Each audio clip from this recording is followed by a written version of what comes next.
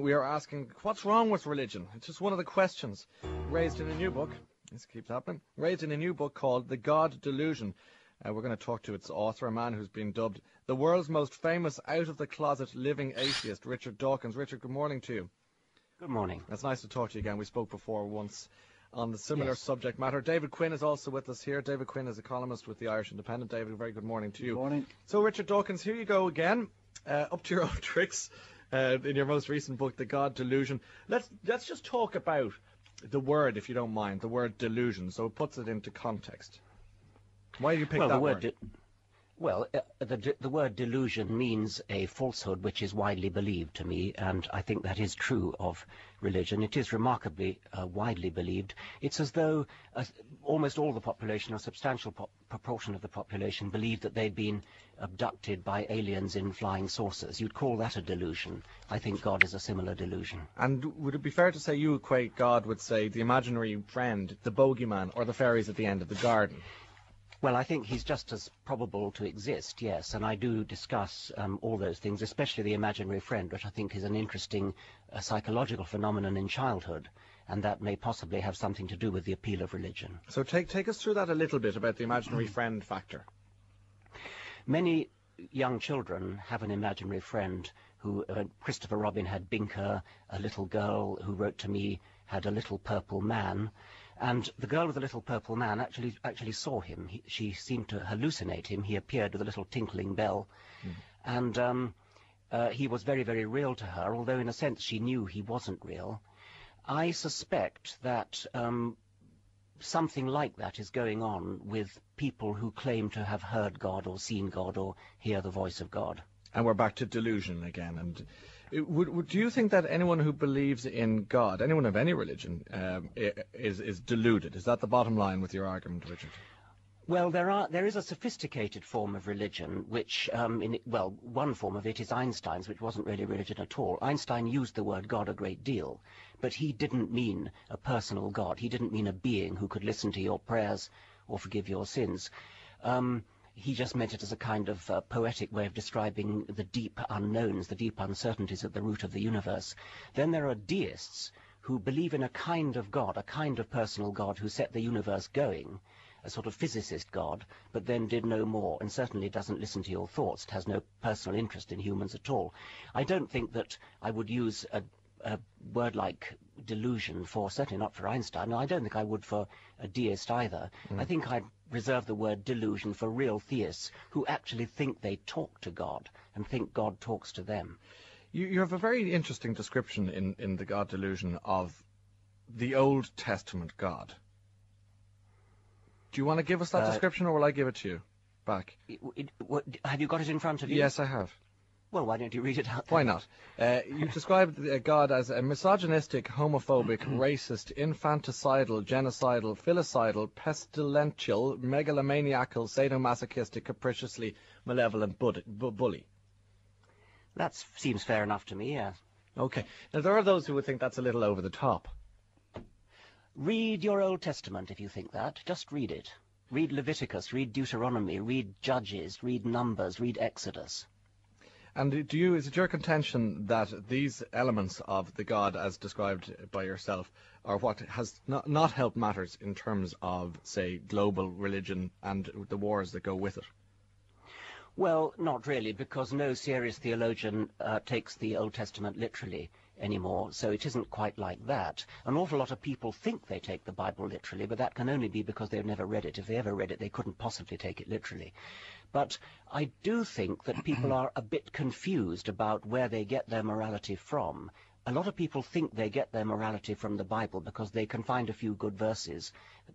Parts of the Ten Commandments are okay, parts of the Sermon on the Mount are okay.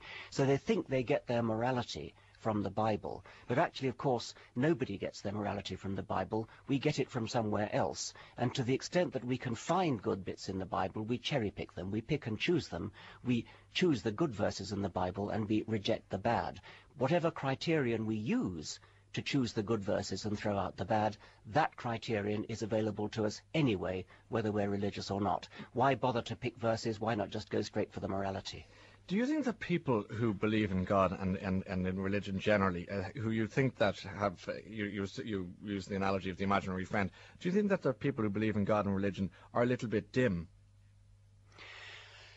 No, because many of them clearly are highly educated and score highly on IQ tests and things. So why do they believe in something you think doesn't exist?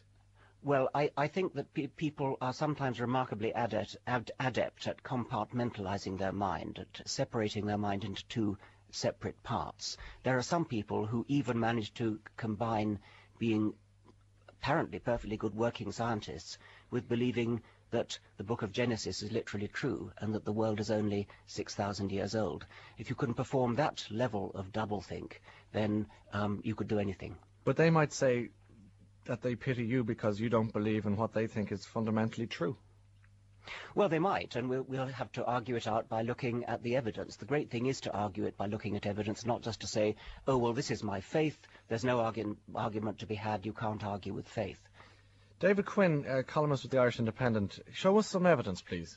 Well, I mean, the first thing I'd say is that Richard Dawkins is doing what he commonly does, which is he's setting up straw men. So he puts God in the same, he puts believing in God in the same category as believing in fairies. Well, you know, children stop believing in fairies when they stop being children, but they usually don't stop believing in God, because belief in God, to my mind, is a much more rational proposition than believing in fairies or Santa Claus. Do we have more proof that God exists than we do for fairies? I'll come to that in a second. Okay. I mean, the second thing is about compartmentalizing yourself, and he uses examples of, well, you've got intelligent people who somehow or other also believe the world is only 6,000 years old, and we have a young Earth, and they don't believe in evolution. But again, I mean, that's too stark an either or. I mean, there are many people who believe in God, but also believe in evolution and believe the universe is 20 billion years old and believe fully in Darwinian evolution, or whatever the case may be. Now, I mean, in all arguments about the existence and non-existence of God, I mean, often these things don't even get off the launch pad, because the two people debating can't even agree on where the burden of proof rests. There's a rest with those who are trying to prove the existence of God, or there's a rest with those who are trying to disprove the existence of God. But I suppose, you know, if I bring this onto Richard Dawkins' turf and we talk about the theory of evolution, the theory of evolution explains how matter, which we're all made from, organized itself into, for example, highly complex beings like Richard Dawkins and Ryan Tubridy and other human beings. But what it doesn't explain, just to give one example, is how matter came into being in the first place. That, in scientific terms, is a question that cannot be answered and can only be answered, if it can be answered fully at all, by philosophers and theologians. But it certainly can't be answered by science. And the question of whether God exists or not cannot be answered fully by science either. And commonly, and a common mistake that people can believe is, the scientist who speaks about evolution with all the authority of science can also speak about the existence of God with all the authority of science, and of course he can't. The scientist speaking about the existence of God is actually engaging in philosophy or theology, but he certainly isn't bringing to it the authority of science per se. Back to the original question. Have you any evidence for me? Well, I would say the existence of matter itself. I would say the existence of morality. Myself and Richard Dawkins would have a clearly different understanding of the origins of morality. I would say free will. If you're an atheist, logically speaking, you cannot believe in objective morality. You cannot believe in free will. These are two things that the vast majority of humankind implicitly believe in.